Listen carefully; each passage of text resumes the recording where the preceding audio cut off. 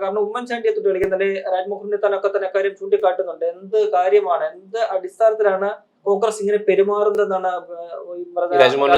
സത്യമാണ് അദ്ദേഹം ചോദിക്കുന്നത്. കാരണം കഴിഞ്ഞ 10 വർഷം പ്രതിപക്ഷത്തിരുന്ന് അതിന്റെ എല്ലാത്തരം ബുദ്ധിമുട്ടുകളും മനസ്സിലാക്കി ശക്തമായിട്ടുള്ള പോരാട്ടത്തിന്റെ ഭാഗമായിട്ട് ഭരണത്തിലേക്ക് തിരിച്ചു വന്ന അത്യുജ്വല വിജയത്തോടു കൂടി ഭരണത്തിലേക്ക് തിരിച്ചു വന്ന ഒരു പാർട്ടി, ആ മുന്നണിക്ക് നേതൃത്വം കൊടുക്കുന്ന ഒരു പാർട്ടിയുടെ അണികൾ തെരുവിൽ കിടന്ന ഒരു മുഖ്യമന്ത്രിയെ തീരുമാനിക്കുന്നത് സംബന്ധിച്ച് പോരടിക്കുകയാണ്. ചേരി തിരിഞ്ഞ് പോരടിക്കുന്ന ഒരു അങ്ങേറ്റം അപഹാസ്യമായിട്ടുള്ള അപമാനകരമായിട്ടുള്ള ഒരു കാഴ്ചയാണ് നമ്മൾ കണ്ടുകൊണ്ടിരിക്കുന്നത്.